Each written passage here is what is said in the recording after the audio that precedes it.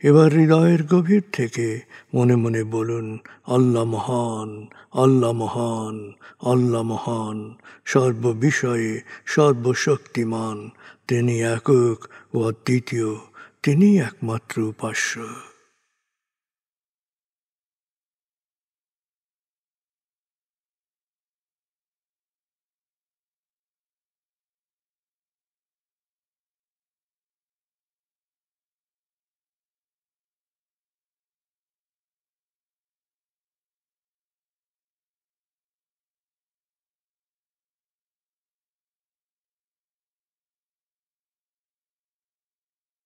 হৃদয়ের গভীর থেকে প্রার্থনা করুন, হে আল্লাহ, তুমি আমাদেরকে বিশ্বাসী, সৎকর্মশীল, সংঘবদ্ধ মানুষ হিসেবে কোয়ান্টাম ফাউন্ডেশনে একাত্ম করেছ। হে আল্লাহ, কোয়ান্টাম ফাউন্ডেশনকে এ যুগের আলোকবর্তিকা হিসেবে, সহস্রাব্দের বাতিঘর হিসেবে কবুল করো। কোয়ান্টাম ঘরে ঘরে, মেডিটেশন ঘরে ঘরে, এ অনুরণন সার্থক করো।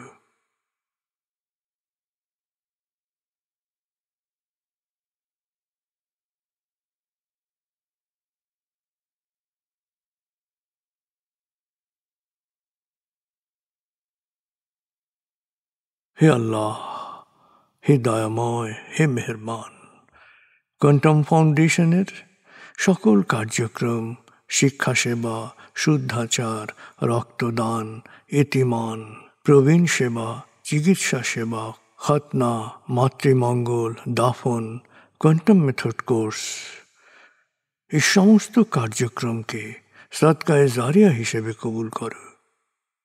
এই কার্যক্রমে যারা সেবা দিয়েছেন তাদের সবার জীবনকে বরকতময়, প্রশান্তিময় করে দাও।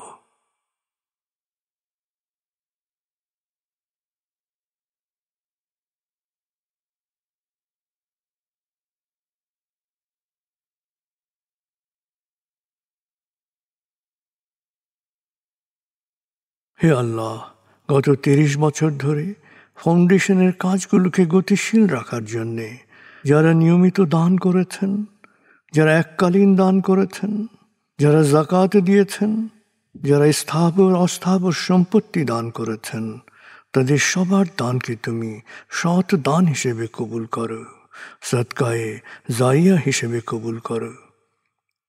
তাদের পরিবারে সুখ ও প্রশান্তি দান করো, তাদের ধন সম্পত্তিতে বরকত দান করো।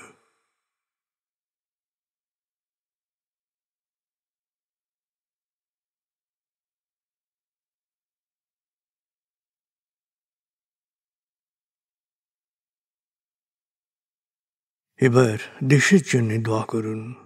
হে আল্লাহ, দেশের প্রতিটি মানুষ যেন প্রজ্ঞাপূর্ণ সিদ্ধান্ত নিয়ে নিজের কাজ সবচেয়ে ভালোভাবে করতে পারে, সবাইকে সে তৌফিক দাও।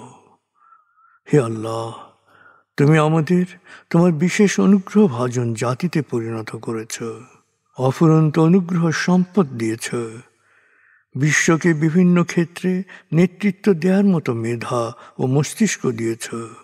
আমরা যেন ভালো মানুষ, ভালো দেশে রূপান্তরিত হতে পারি, আমাদের সেই তৌফিক দাও।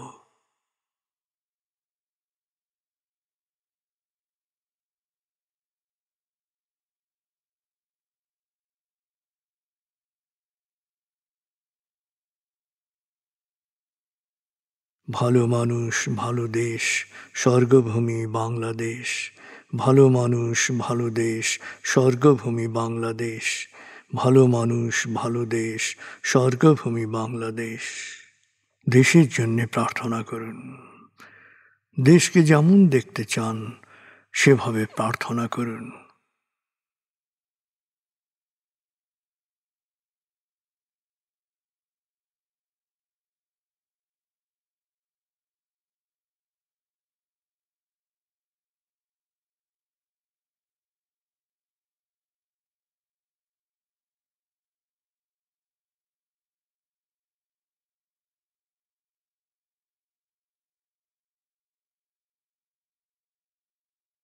হে আল্লাহ,